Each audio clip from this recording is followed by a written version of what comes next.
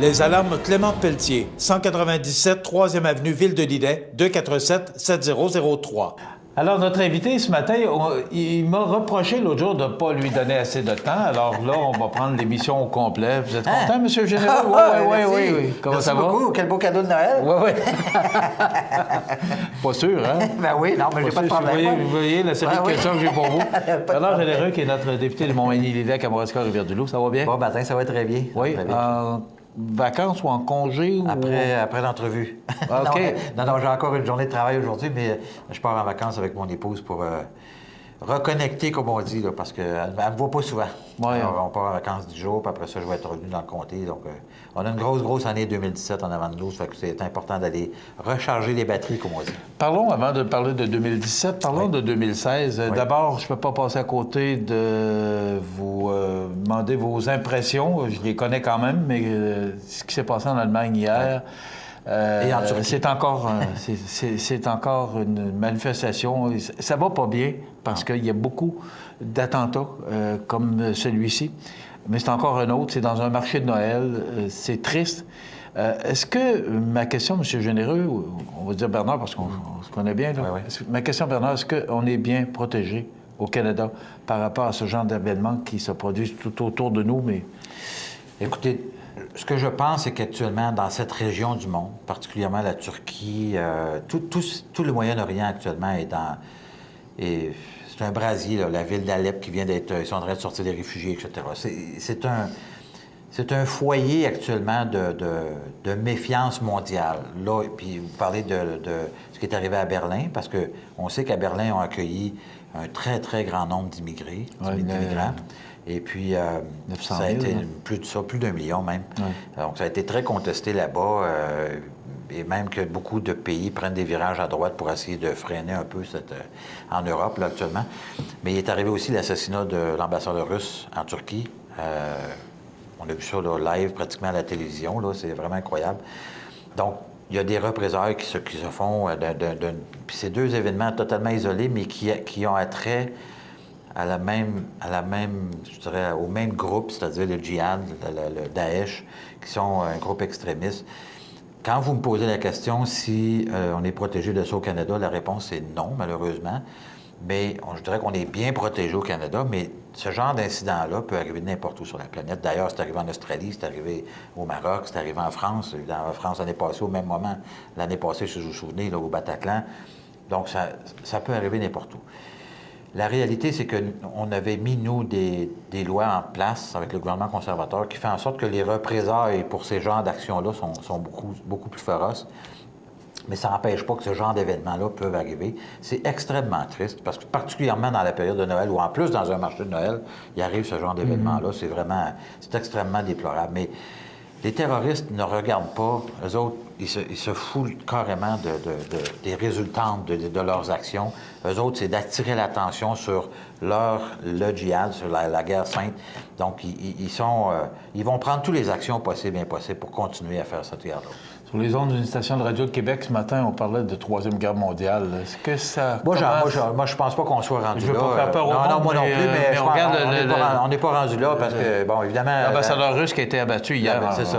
La Russie, d'ailleurs, devant le public, ils ont dit qu'il y aurait des représailles. Mais, à un moment donné, c'est une guerre qui finit plus de prendre de l'escalade, particulièrement dans cette région du monde-là.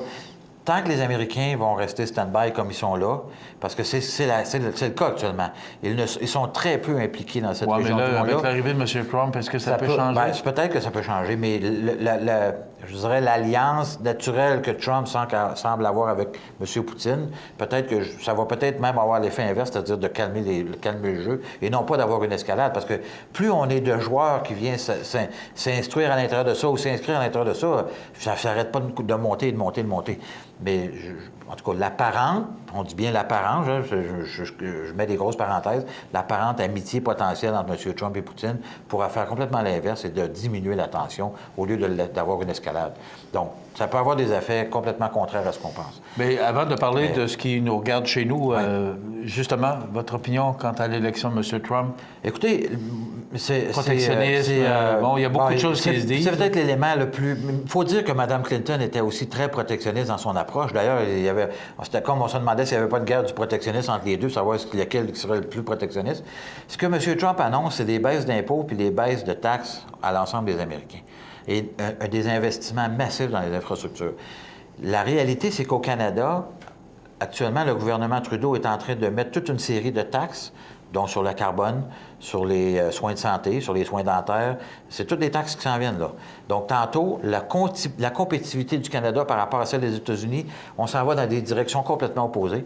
On va avoir de la difficulté à être attractif, si je veux, pour les entreprises pour venir s'installer chez nous et continuer à développer toutes les pans de notre économie.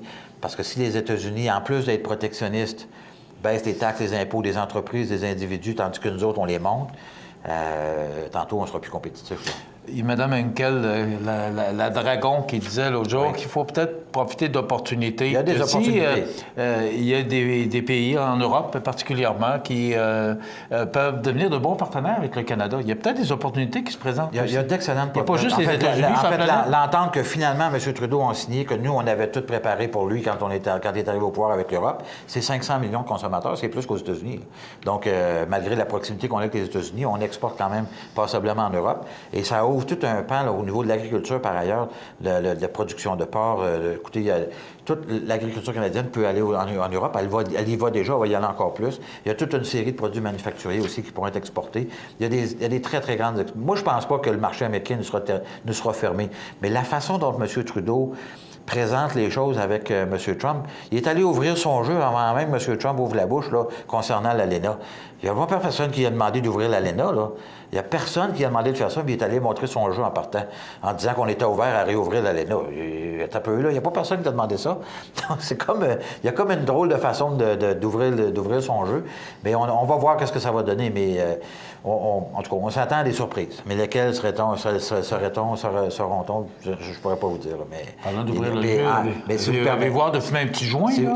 Non, là, je ne autant pas en parler. Enfin, on va en parler, mais on n'aura pas le choix d'en parler. On va regarder tout ce qui se passe au niveau national. Je reviens juste au niveau de par exemple, M. Trudeau avait dit qu'il réglerait... En fait, dans son discours du trône, il n'a jamais parlé du bois d'œuvre, il n'a jamais parlé des régions ni de l'agriculture.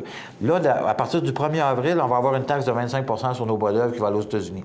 Donc, on s'embarque dans une guerre commerciale qui avait dit qu'elle allait régler parce qu'il était bien chum avec M. Obama. La réalité, c'est qu'il n'a pas été capable. Il n'y a pas le capable de régler ce dossier-là. On va perdre des milliers d'emplois au Québec, là, puis au Canada, dans les prochains mois, à cause de cette entente qui n'est pas réglée. Et c'était même pas dans son discours du trône. C'était même pas une priorité pour lui de régler ça. Alors, c'est pour vous dire, là, il n'y en a que pour les grandes villes dans le gouvernement de Trudeau. Même le développement économique, c'est un gars de l'Ontario qui est en train de gérer ça pour nous autres, ici, là. En tout cas, on pourra en parler pendant des heures. Oui, je ne sais pas si vous avez des heures. Après ça, on parlera du local, mais... concernant la légalisation de la marijuana, il n'y a pas des dossiers qui pressent plus que ça? Ça, c'est sûr et certain. Moi, personnellement, je vais vous dire, je suis contre la légalisation de la marijuana de toutes sortes de manières. On a vu ce qui s'est passé à Montréal la semaine passée. En plus. Puis ce matin, en m'en venant à la radio, en écoutant la radio, en m'en venant en automobile, puis il y avait une annonce. Vous ne pouvez pas écouter la télévision dans votre auto. Non, bien, en tout cas, je ne vous dirai pas ce que je fais, mais en fait, il y a quelqu'un qui me surveille. Mais à la radio, il y avait une annonce pour dire aux jeunes de ne pas consommer en tout cas, toutes sortes de drogues, les opioïdes qu'ils appellent, en tout cas, j'oublie le nom exact. Mais on est obligé de faire de la promotion, de la publicité pour faire en sorte que les jeunes ne prennent pas de drogue. On s'en va légaliser. En tout cas, jusqu'à preuve du contraire, la marijuana, c'est une drogue, là. À moins que ce soit une tablette de chocolat. Je ne sais pas, c'est une nouvelle sorte de tablette de chocolat, mais so far, so good. Cannabis, pour moi, c'est du cannabis, c'est une drogue. Oui. Alors, on va s'apprêter à légaliser ça. Imaginez-vous. Puis le rapport du comité qu'on déposé à Ottawa, que le gouvernement avait formé pour leur donner des pistes de solutions, il propose que dans les maisons, on puisse avoir des plans de 100 cm, 4 plans, dans nos maisons. Alors, M. Trudeau, père, avait dit qu'on n'allait pas aller jouer dans la chambre de coucher des parents. Là, on va aller jouer dans les maisons? Puis un des arguments, c'est qu'ils ne veulent pas que les enfants aient accès, en légalisant, ils veulent retirer la possibilité aux enfants d'avoir accès à la marijuana. Puis on va donner le droit d'en cultiver à la maison. Il y a des incongruités incroyables dans ce rapport-là.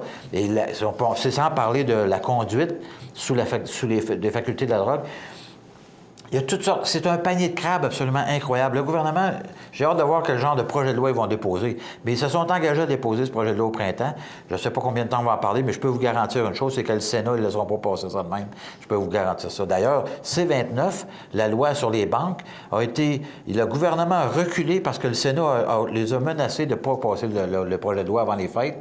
Ça a fait en sorte qu'on a la protection du consommateur. Vous avez entendu parler de ça dans les dernières semaines. Donc, le Sénat joue un rôle extrêmement important. Puis c'est un Sénat indépendant. Puis là, il y a vraiment des indépendants qui ont joué leur rôle d'indépendant, comme André Pratt qui a dit non, là, ça va faire, on ne peut pas imposer ça au Québec, ça n'a pas de bon sens.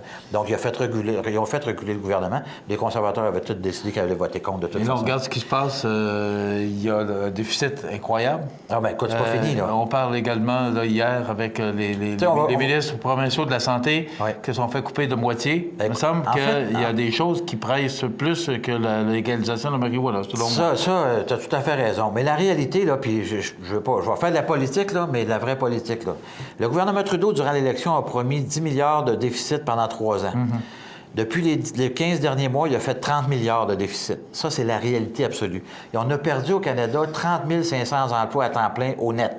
Il s'est créé dans certaines provinces plus d'emplois. En Alberta, il s'est perdu énormément d'emplois. Au net, il s'est perdu 30 500 emplois après avoir dépensé 30 milliards. Il nous a déjà avisé qu'il allait dépenser il allait faire 30 milliards de déficit pendant les 4 prochaines années. Ça va faire 150 milliards de déficit. Puis il nous annonce même pas c'est quoi son plan pour revenir à l'équilibre budgétaire. Imaginez-vous, qu'est-ce qu'on va faire avec tout cet argent dépensé là? Actuellement, je ne sais pas si vous avez vu cette semaine, pas plus tard qu'hier, la ministre de la Condition féminine a dépensé 1 million pour aménager ses bureaux à côté de son bureau du ministère.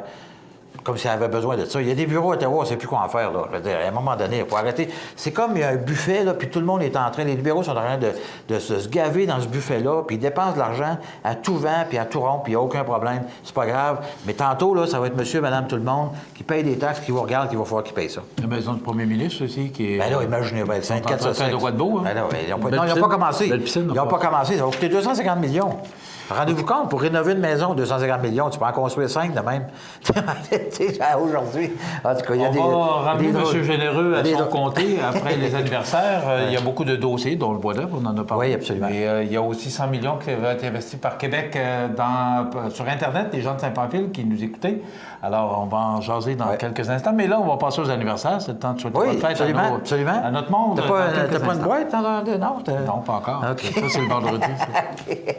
Je vous rappelle que notre invité ce matin, M. Bernard Généreux, qui est député de Montmagny-Lillet, Kamouraska, Rivière-du-Loup. M. Généreux, d'abord parce que vous savez qu'on est diffusé tous les jours à Saint-Pamphile, de 17h à 18h, grâce au câble de M. Chouinard. Il y a 2 dossiers pour Saint-Pamphile. Oui. Le bois d'œuvre. Oui. Et aussi, il y a une annonce qui a été faite au cours des derniers jours ou heures même, 100 millions de la part du provincial pour connecter les régions, les milieux ruraux à Internet. Et on sait que Saint-Pamphile ont de sérieux problèmes de ce côté-là. Tout à fait. Et ça m'amène à vous parler de téléphonie. Donc, d'abord, le bois d'œuvre. On en est où avec les négociations avec les États-Unis? Est-ce que ça va dans le bon sens? Vous en avez parlé un peu tantôt. Ça ne semble pas aller dans la bonne direction. En fait, la preuve que ça ne va pas dans la bonne direction, le Québec a été obligé d'engager M. Chrétien, le frère de Jean, Raymond, pour aller à la table de négociation avec le Canada parce qu'il trouvait que ça n'allait pas assez vite puis que les incidences canadiennes, en réalité, c'est beaucoup en Colombie-Britannique puis au Québec. Puis ce qu'il faut savoir, c'est que la Colombie-Britannique exporte beaucoup en Asie, son bois, non seulement aux États-Unis, mais beaucoup en Asie, tandis que nous autres, 80 de notre production s'en va aux États-Unis. Ce qui va arriver le 1er avril prochain, s'il n'y a pas d'entente de signer, puis ça ne s'annonce pas pour ça du tout, là, il va y avoir une taxe de 25 qui va être imposée à l'ensemble des producteurs qui vont exporter du bois d'œuvre aux États-Unis, comme ça s'était passé en 2004-2005, et on avait réglé ça, nous autres, en 2006, pour près de 10 ans. Donc, on avait 9 ans concrets, plus 1 an de négociation. Ce qu'on a fait, malheureusement, on a perdu l'élection. Les libéraux sont arrivés. Dans le discours du trône, c'était même pas dans le discours du trône du premier ministre. Donc, c'était pas une priorité pour lui. Dans le discours du trône, on met nos priorités. Donc, ce n'est pas une priorité pour lui, pas plus que l'agriculture, d'ailleurs. Alors, ceci dit, si cette taxe entre en vigueur le 1er avril, inévitablement, il va y avoir des pertes d'emploi. Est-ce que ça va toucher? Il faut savoir que il y a une entente particulière avec les usines qui sont le long de la frontière canadienne et américaine. C'est une entente ad hoc, si on veut, qui est là depuis très longtemps. Est-ce que Saint-Pamphile est là-dedans? Saint-Pamphile est là-dedans. Donc, les producteurs, parce que 90 de l'alimentation de leurs usines vient du bois américain. Donc, c'est des ententes un peu bipartites entre les États-Unis et les usines frontalières. Il y en a en Beauce, il y en a peut-être Fermine, je pense, je ne suis pas certain, là, mais en tout cas, il y en a, particulièrement dans nos comtés à nous, là. Donc, ils sont sous une entente particulière qui fait que je ne crois pas qu'ils seront imposés, mais ça peut arriver qu'ils le soient aussi. Donc, ça mais reste à vérifier. Comme député de la place, vous faites quoi comme action? Écoutez, on a mis énormément de pression. Tous les ordres, tout le gouvernement du Québec, les gouvernements provinciaux, les gouvernements municipaux, tout le monde met énormément de pression sur le gouvernement. C'est des milliers et des milliers d'emplois au Québec dont on parle ici, là, puis particulièrement au Lac-Saint-Jean. Dans le Bas-Saint-Laurent, c'est un des plus grands producteurs d'emplois, toute la question de la forêt. Donc, il faut qu'on trouve une solution pour régler ça. Mais là, à partir du moment où on s'embarque devant l'OMC pour des causes comme celle-là, ça peut durer des années. Donc, encore une fois, on avait eu compensation, je ne sais pas si vous vous souvenez, il y avait eu une entente de compensation avec le Canada, mais le mal est fait, là. Il y a beaucoup de scieries qui ont fermé durant la... Mais concrètement, là, il va se passer quoi? Dans combien de temps? Je sais que vous n'avez pas de boule de cristal. Non, j'ai pas de boule de cristal, mais ce qu'on peut voir, c'est qu'il va... on a parlé du protectionnisme américain tantôt, là, donc on entre aussi dans ces facteurs-là qui viennent encore jouer sur l'entente potentielle. Moi, je ne m'attends pas que c'est un règlement à court terme, malgré toutes les pressions qu'on peut faire actuellement. La ministre Freeland n'est pas en mesure de signer ça. Le fait qu'il n'y ait pas d'entente, est-ce que ça nuit actuellement aux emplois à Saint-Pamphile? Bien, écoutez... Je ne suis pas en mesure de dire si ça va automatiquement nuire aux emplois à Saint-Pamphile. Encore une fois, je vous dis qu'il y a une entente ad hoc dans le cas des usines près de la frontière. Est-ce qu'ils vont être impactés ou non? Indirectement, ils vont l'être si ce n'est pas directement. Mais je ne pourrais pas vous le garantir. OK. 100 millions que le Québec annonce pour brancher les milieux ruraux à Internet. Il y a eu 100 millions à Québec qui a été annoncé cette semaine. Il y a eu 500 millions aussi qui a été annoncé à Ottawa. Donc, c'est de l'argent pour brancher les municipalités en région particulièrement. D'ailleurs, c'est des fonds uniquement pour les régions. Est-ce que vous avez une intervention là-dedans, à savoir la région de Saint-Pamphile, entre autres, mais il y a beaucoup de régions, en fait, tout ce qui est au sud du comté, de Montmagny, puis également de Lillet. Est-ce que est-ce que vous pouvez intervenir ou comment ça fonctionne? Tout à fait. La façon, c'est que le fonds est disponible. Là, à cette heure, ils font des appels de projets. Le gouvernement fait des appels de projets auprès d'entreprises. D'ailleurs, on va annoncer à quelque part en janvier avec une entreprise de télécommunications qu'on a réglé un secteur dans le coin de Saint-Jean-Port-Joli. On va être en mesure de faire une annonce à la réunion des maires qui va avoir lieu là, au mois de janvier. On a réglé parce qu'on a mis des pressions importantes sur cette entreprise-là pour qu'elle fasse quelque chose de particulier dans ce secteur d'activité-là, dans ce secteur géographique-là. Pour ce qui est de Saint-Pamphile et toute la région des Hauts du comté, on parlait beaucoup du cellulaire plus que de la télé, d'Internet. Donc, Internet, de façon générale, un ne va pas sans l'autre, mais je vous dirais qu'il y a quand même une différence fondamentale entre les deux. Le branchement dans les hauts est pas mal fait sur Internet. Les gens on peut améliorer la vitesse, ça c'est sûr et certain, mais ce qui est important pour eux, c'est plus le cellulaire. À l'intérieur de ces fonds-là, il n'y a pas de somme réservée exclusivement pour le cellulaire, d'après ce qu'on a compris, mais on peut être capable d'aller travailler particulièrement avec le milieu pour faire en sorte d'aller chercher des sommes. Monsieur Généreux, je vous ai fait part de mon scepticisme par rapport à votre dossier, parce que j'ai été quand même très impliqué dans ce dossier-là par rapport à la radio de Montmagny dans le temps, CFEL. Est-ce que vous allez y arriver? Bien, écoutez, parce que on a déjà un résultat concret qu'on va annoncer en janvier. Là. La compagnie va venir à la réunion des mais là, on parle de Saint-Pamphile. Mais de Saint-Pamphile, encore une fois, c'est plus la question du cellulaire à Saint-Pamphile que la question d'Internet, parce que tout le monde est déjà branché. Mais est-ce que les grosses compagnies peuvent être intéressées à aller s'établir, à aller monter des tours là pour en fait, ce que nous, on dit, c'est qu'on doit travailler de façon commune avec les compagnies, avec des organisations à but non lucratif qui montent des tours, avec le milieu, avec les municipalités, avec les MRC, pour faire en sorte de donner l'opportunité à ces gens-là de venir nous donner le service. Parce que de le faire eux tout seuls, je ne suis pas sûr qu'ils vont le faire, malgré ces sommes d'argent-là. OK. Alors, c'est tout un dossier. Oui, c'est tout un dossier. C'est le dossier de M. Généreux. C'est tout un dossier. Oui, on va continuer à travailler. Puis c'est pas demain matin qu'on va tout régler les problèmes, mais on a déjà des étapes qui sont faites. On y va tranquillement, mais on avance, puis c'est sûr qu'on avance vers des résultats concrets. Je suis convaincu de ça. OK. Pour rester avec nous, on doit présenter des prévisions de la météo et on revient avec M. Généreux pour le mot de la fin. Alors, notre invité, M. Bernard Généreux, qui est député de Montmagny-Lillet, Kamouraska, Rivière-du-Loup. M. Généreux, il nous reste 120 secondes. Est-ce que vous êtes capable de me résumer la dernière ou la dernière année de mandat, mais la première de votre mandat? La première, la résumé, écoutez, ça a été une année extraordinaire, beaucoup de travail d'accompli. Si ce n'était que la tournée touristique, les cliniques de passeport qu'on a fait, la réunion avec les maires, les cliniques de passeport, ça a été un succès incroyable. D'ailleurs, on s'en vient avec d'autres cliniques tout à fait au printemps. Montmagny, Rivière-du-Loup, Saint-Jean-Port-Joli cette année, au printemps, et Saint-Pascal, Saint-Jean-Port-Joli, Rivière-du-Loup et Montmagny à l'automne. Donc, écoute, c'est un succès instantané. Puis là, bien, les gens ont réalisé qu'on était en mesure de les aider concernant leur demande de passeport. Donc, il y a des gens qui viennent à tous les jours à nos bureaux. Puis on les invite à venir à tous les jours à nos bureaux. Ça nous fait extrêmement plaisir pour les aider à remplir leur formulaire. C'est le fun quand on envoie un formulaire puis que c'est le passeport qui revient et non pas le formulaire. Ouais.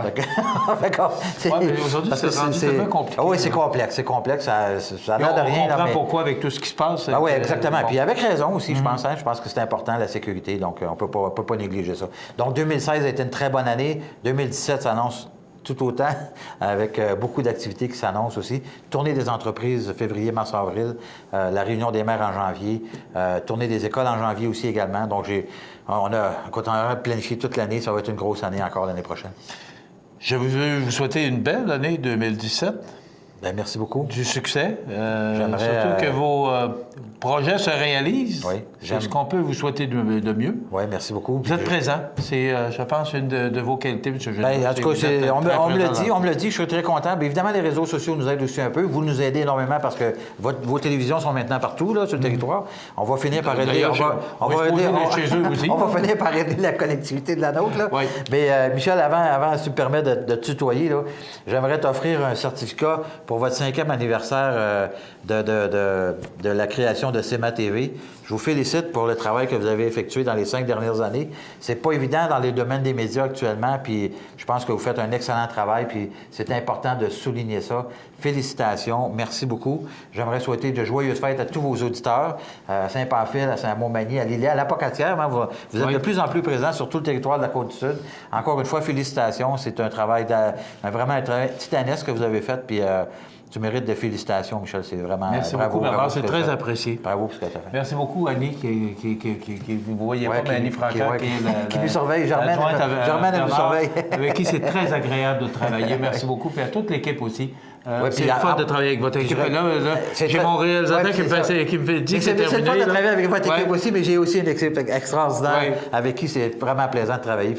Ils font un travail quotidien extraordinaire avec tout le monde. Merci. De joyeuses fêtes à vous et à votre famille et à votre équipe. Merci, Annie, pour tout. Voilà, ça complète notre émission. Je dois rapidement terminer parce qu'on me dit de nous arrêter. À demain, mesdames et messieurs. Bonjour. CEMATV.ca.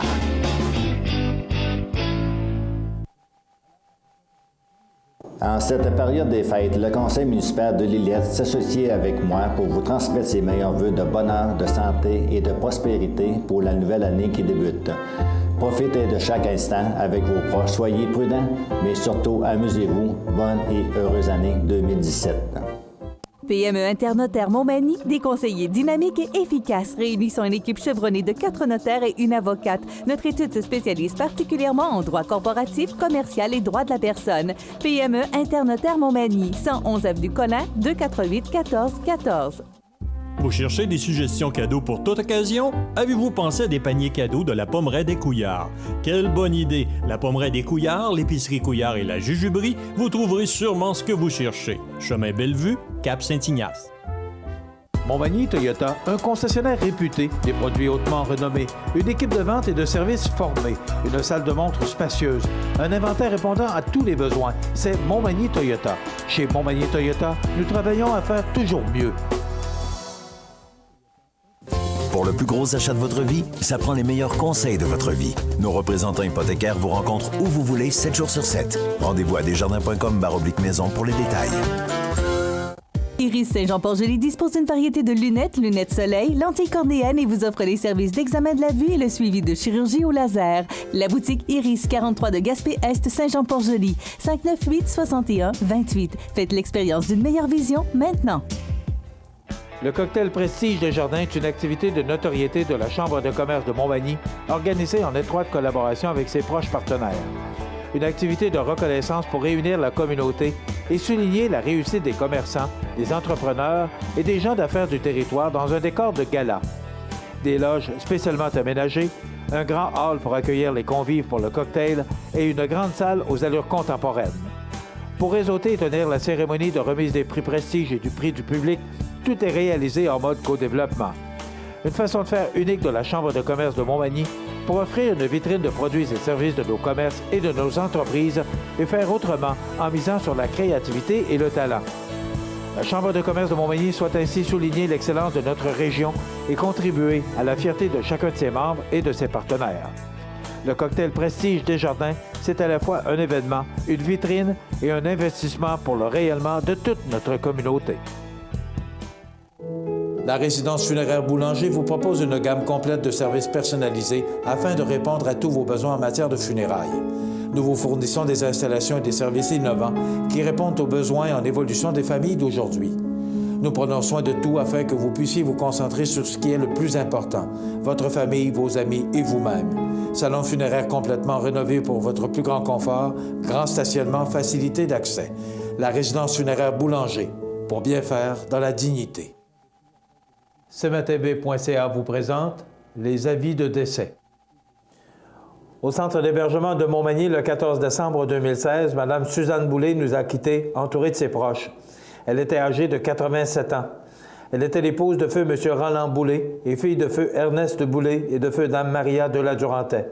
Elle demeurait à Montmagny. La famille recevra les condoléances à la maison funéraire Laurent Normand, 115 rue Saint-Louis, Montmagny, jeudi 22 décembre de 19h à 22h et vendredi 23 décembre, jour des funérailles, à compter d'11h. Le service religieux aura lieu à 14h en l'église Saint-Thomas de Montmagny, suivi de l'inhumation au cimetière de Cap-Saint-Ignace. La famille désire remercier chaleureusement le personnel du centre d'hébergement de Saint-Fabien-de-Penay et du centre d'hébergement de Montmagny pour les bons soins prodigués. Vos témoignages de sympathie peuvent se traduire par un don à la Fondation de l'Hôtel-Dieu de Montmagny ou à la Fondation des maladies du cœur et de l'AVC ou à la Société canadienne du cancer. La direction des funérailles a été confiée à la maison funéraire Laurent Normand, 115 rue Saint-Louis, Montmagny. Aux familles éprouvées, la direction et le personnel de CMATV.ca offrent leurs plus sincères condoléances. Bonjour Côte-du-Sud, une présentation de Transport Guillemire, une compagnie de transport établie au Québec depuis 1993. Consultez notre site web ou notre page Facebook, Transport Guillemire.